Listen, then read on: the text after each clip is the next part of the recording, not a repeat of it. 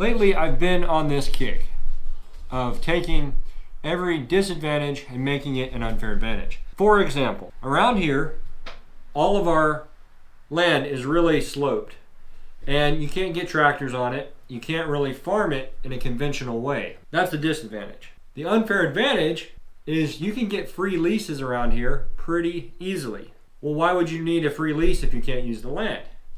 Good question. You can use the land, but you can only use it if you're moving cattle on there and you're not taking a tractor out every day to feed hay or grain, that sort of thing. So it became an unfair advantage for us as grass-fed beef farmers because we could go get land leases very cheaply or even free on land that could not be cultivated with tractors. There's an example. But I'll be honest, this last year really put this idea to the test because we had a bunch of cattle processed for beef. Shortly thereafter, I started this YouTube channel and I started a series called $5K to $10,000 in 1 year raising cattle. And everything was going great until we started looking for cattle and we noticed something had changed. The cattle prices started going up astronomically. And because of that, all the farmers were selling their cattle way earlier in the year than they usually did. So we would usually buy the cattle when they're 400 or 500 pounds, and they're selling them at like 200 or 300 pounds because they're making the same money and they can have more time in the year to kick back and enjoy the proceeds. So that was happening, and at the same time, we had multiple house emergencies. For example, our air conditioner went out in the middle of summer. So we didn't really have a choice. We had to get that fixed. Pretty quickly, we burned through all of our savings. To be honest, I was getting pretty down about the whole situation because my whole thing is that I'm a farmer, right? If I have cattle or if I have beef or if I have cash, with those three ingredients, I can always make more money, grow the business. Been doing it for a couple of years and built up a pretty good customer base. But I was coming into this year without any one of those three ingredients. And I was really trying to apply that whole unfair advantage thing to this disadvantage. But it looked pretty bleak because the disadvantage was like, hey, you've got none of the ingredients you need. What could possibly be the unfair advantage in that situation? That was until I came across this.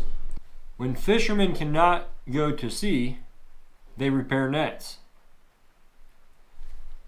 And I was like, that's it. That's the thing. That's the thing I've been needing to hear. What does that have to do with farming or my situation? Well, when you think about a fisherman, you think about the guy out there actually fishing, or maybe even in the boat on the way to go fishing. But at least for me, I really don't think about him at home working on the nets. You know what I mean? And in the same way, when I think about me farming, all I could think about was moving cattle, buying cattle, meeting with customers. But what about all the behind the scenes stuff that we got to do to maintain the farm? And then it hit me. Typically, when I have all of this business going on, I don't have the time to do normal maintenance or optimization or cleaning up, organization, any of that stuff.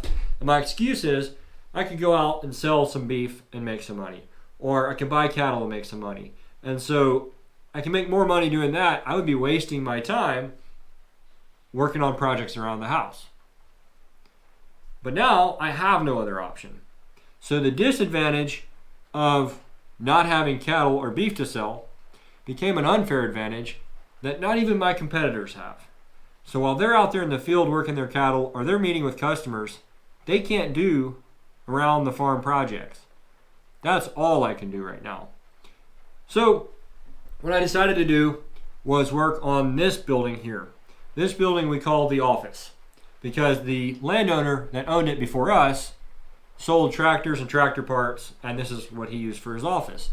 But he didn't do that for several years before we bought the place, and we've been here now for a couple.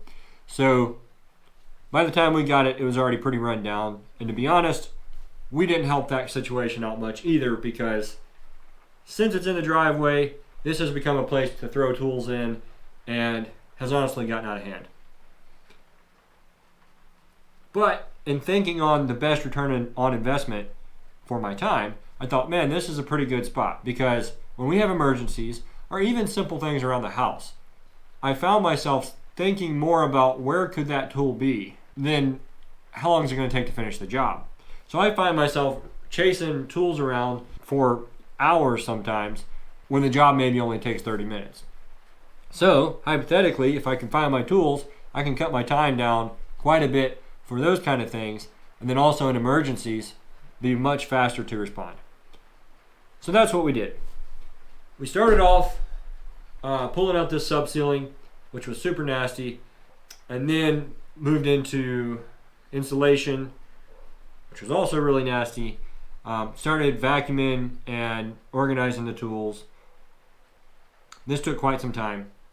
After I got the tools cleaned up, the floor cleaned up, put the tools on the shelves, and I realized that the carpet was kind of peeling up. So I started looking underneath that, found even more flooring. Underneath that, found even more flooring, and it was all nailed down, which is kind of crazy. So over a couple days, I was able to get the flooring up. I was able to get everything cleaned up to a pretty reasonable standard, and then I started organizing tools, and I'll show you what the current situation looks like. I would say it's probably 70%,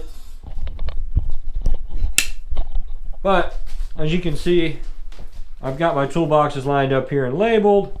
We've got all the tools on the shelves in a general area of what they're used for. So I've kind of got my car stuff over here. I've got some woodworking stuff up here and some fence stuff over here. The boxes are labeled wood, water, and wheels. So fasteners, screwdriver, that sort of thing. Water is for water pipes we use for the cattle, and wheels is for all vehicle suspension kind of stuff. Got a mount here for 2 monitors. We're going to get these put up here soon so that when I'm working on projects, for example, I have a chicken pen here, I'll be able to have the diagram up here and then maybe the YouTube video to follow up here. This desk cleaned up a little bit. I want to get some wheels underneath it. The goal is ultimately to have everything off the ground and on wheels so it'll be easy to clean. I do have a big shop vac here that I've been going crazy with, just trying to keep everything dust free, and still a little bit of insulation that falls down sometimes, so we're trying to get ahead of that.